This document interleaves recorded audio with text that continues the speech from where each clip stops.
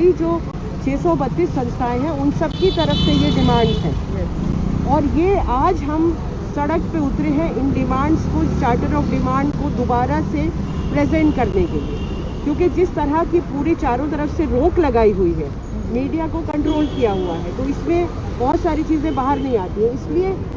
जाहिर है कि 632 संस्थाएं सारी दिल्ली की नहीं है, इसलिए जो दिल्ली की संस्थाएं हैं इसमें जुड़ी हुई उनमें से कुछ संस्थाएं आज सड़क पे हैं और हम दोबारा से एक तो अपना जो चार्टर ऑफ डिमांड है वो प्रेजेंट कर रहे हैं देश के सामने, और दूसरा ये कि इस बीच में जो कुछ हुआ है, जिस तरह से किसानों का बिल पास किया गया, जिस तरह राज्यसभा में वोटिंग नहीं करने दी, जो पूरा लोकतंत्र का गला घोटा जा रहा है, उसके खिलाफ भी हम अपनी आवाज़ उठाने के लिए आए हैं और ये कहने के लिए आए हैं कि हम लगातार बोलते रहें। आप हमें कितनी दबाने की कोशिश कीजिए, ये आवाज़ें बंद नहीं होंगी, क्योंकि जो देश के हालात हैं उनको अगर बदलना है तो ज़्यादा से ज़्यादा लोगों को साथ आना होगा, बोलना होगा। और जो सत्ता में लोग बैठे हैं, जो बिल्कुल तानाशाही जिन्होंने समझ ली है, एकदम अथॉरिटेरियन स्टेट बनाते जा रहे हैं, उनको ये याद दिलाना ज़रूरी है कि ये लोकतंत्र है, यहाँ डेमोक्रेसी है, यहाँ एक संविधान है। आप संविधान का जिस तरह से हर रोज़ उल्लंघन कर रहे हैं वो हमको मंजूर नहीं है, इसलिए हम सबको हम अगर उठे नहीं तो if we do not raise this campaign के माध्यम से 632 संगठन पूरी देश के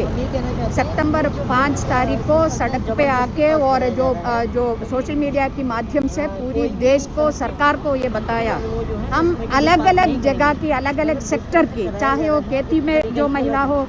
किसान महिला हो या नौजवान महिला हो या LGBTQ कम्युनिटी का महिला हो या वर्कर महिला हो और आम घरेलू महिला हो और घरेलू कामकाज महिला हो, तमाम ऐसे सेक्टर में जो महिलाएं हैं उनके साथ क्या क्या हो रही है सरकार की नीतियों की वजह से, जो जैसे डिमोनेटाइजेशन जैसे जो नीतियों की वजह से और बिल्कुल कोई तैयारी के बगैर जो लॉकडाउन अनाउंस करने की वजह से उनकी जो आजीविका बिल्कुल ख़त्म हो गया है, उनकी काम का जरिया पूरी बंद हो चुकी है, वो अभी एक भुखमरी का स्थिति में है। उस भुखमरी का स्थिति में आपको उनको मदद करना है, ये मांग भी हम रखा है। और जो तमाम जो आवाज़ उठाने वाला, अपनी मांग को बुलंद करने वाला, अन्याय के खिलाफ जो आवाज़ उठा के जो लोगों को जो अपने आवाज़ उठाने के लिए उनके साथ खड़े होने वाला तमाम ऐसे डेमोक्रेटिक वॉइसेस को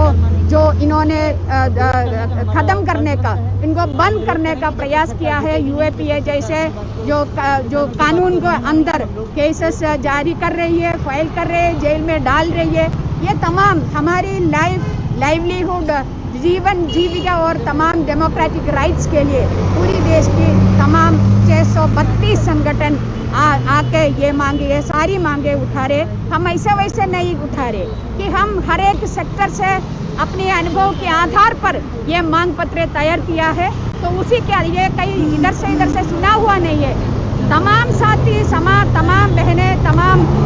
जो संगठन इसमें शामिल हो गए, अपने अनुभव के आधार पर ये मांग पत्र बनाया है, सरकार को भी भेजा है, MPs को भी दे दिया है। तो एक और बार इस तमाम जो मांग पत्र को लेके, मांगों को लेके अभी आज हम फिर से दिल्ली का अंदर सड़क पे आई है। हम ये देख रहे कि पार्लियामेंट के अंदर जो हमारी डेमोक्रेसी को, पार्लियामेंट्री डेमोक्रेसी को कैसे ख़त्म करने का ये संयंत्र बनाया और उसमें वो जो सफल होने का देख रही है, जो MPs को सस्पेंड करके जो जनता की, किसानों की, एक तो है जमीन, जंगल और तमाम चीज़ें निजीकरण किया है,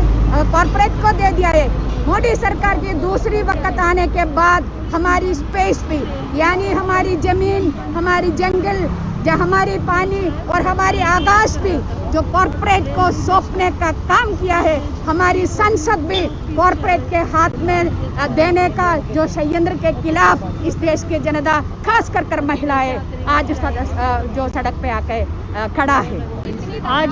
हम अगर उठे नहीं तो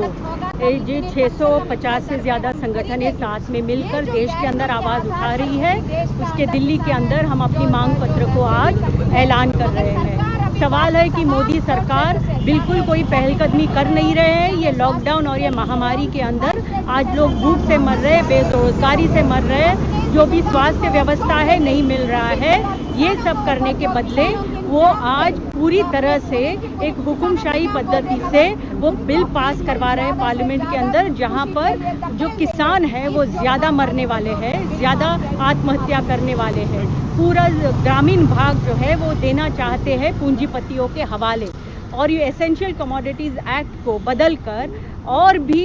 औरतों के बीच जो भूखमरी चल रही है, जो उनके स्वास्थ्य के ऊपर बिल्कुल विपरीत परिणाम हो रहा है, वो और बढ़ने वाला है। क्योंकि उसके अंदर से गेहूं, चावल, दाल, तेल, शक्कर, प्याज, जो आलू, ये सब कुछ एसेंशियल कमोडिटीज़ के लिस्ट से निकाल दिया है। तो मोदी सरकार आज ये देश अंबानी अदानी के लिए चला रहा है, अंबानी अदानी के हवाले कर रहा है। जो भी बिल ला रहा है वो इसी तरह से ला रहा है कि कॉरपोरेट सेक्टर को ही वो मदद करे। ये कतई नहीं चलेगा, जनवाद के ऊपर हमला नहीं चलेगा, उनकी दादागिरी और हिटलरशाही नहीं चलेगी। आज जो अगर हम उठे नहीं कैंपेन में यहाँ इकट्ठे हुए हैं, ये बेहद ज़रूरी है कि हम सब इकट्ठे हों और यह सरकार जो एक के बाद एक लोगों के जनवादी अधिकारों पर हमले कर रही है, इसको रोकने के लिए हम एकजुट हों। हम देख सकते हैं कि एक के बाद एक जो है लोगों के अधिकारों पर हमले हो रहे हैं, चाहे मजदूरों के अधिकारों के ऊपर हो। अभी लेबर कोड के नाम से जो सारे अधिकार हमने जीते हैं इतने संघर्ष करके, उन सब को रद्द करने पे तुली हुई है। पब्लिक सेक्टर एंटरप्राइजेस का निजीकरण एक के बाद एक धड़ल्ले से किया जा रहा है। रेलवेज का निजीकरण, स्वास्थ्य सेवा का निजीकरण, जबकि पेंडेमिक ने साफ दिखाया है कि इतनी बड़ी हेल्थ क्राइसिस का भी बड़े कॉर्पोरेट्स ने फ़ायदा उठाया है और सरकार ने मदद की है कि वो कर सकें ऐसा, क्योंकि पब्लिक हेल्थ सिस्टम को पूरा डिस्ट्रॉय किया गया है। शिक्षा के निजीकरण खुलकर किया जा रहा है और एक नई शिक्षा नीति लेके आए हैं इंडिया को एक ग्लोबल हब बनाने के लिए, पर हमारे मजदूर किसान के बच्चों को शिक्षा देने के लिए नहीं, उनको अशिक्षित रखने के लिए, ताकि वो जो है अपना झाड़ू पोछा और सफाई का काम और खदानों में जाके मरने का काम कर सकें और इनकी कॉरपोरेट्स के मुनाफे बढ़ाने का काम कर सकें। और अपने जो CAA के खिलाफ जो प्रोटेस्ट, जो लोग खुलकर सड़क में, महिलाएं खुलकर सड़क पे आई थी, उसको लॉकडाउन के नाम पे तो रोका ही गया, पर अब सिस्टमेटिकली एक एक जो विरोध करने के लिए जो निकले थे, बेकसूर बच्चों, लड़कियों, लड़कों, एक एक को पकड़ के फरेबी चार्जेस के ऊपर जो है UAPA के तहत बंद करना, ऐसा खौफ फैलाना ताकि दोबारा हमारे नौजवान जो है, हमारी महिलाएं जो हैं, विरोध करने से ही डरें और निकलने से ही डरें। ये लगातार ये कैंपेन चल रहा है। और अगर आज हम उठे नहीं, किसानों के ऊपर जो है बिल्स कैसे अनडेमोक्रेटिक तरीके से पास कर दिया, यहाँ सड़कों पर किसान पंजाब हरियाणा में लड़ रहे हैं और आप संसद में बिल पास कर रहे हो, ये कैसी सरकार है, कैसा लोकतंत्र का प्रतिनिधि है ये? तो अगर हम आज उठे नहीं इसका विरोध करने के लिए, तो हमले बढ़ेंगे। हमें नहीं बढ़ाना है ये हमले, हमें रोकना है, हमें अपने अधिकार की हिफाजत करनी है। अगर आज हमें मिलकर उठना है।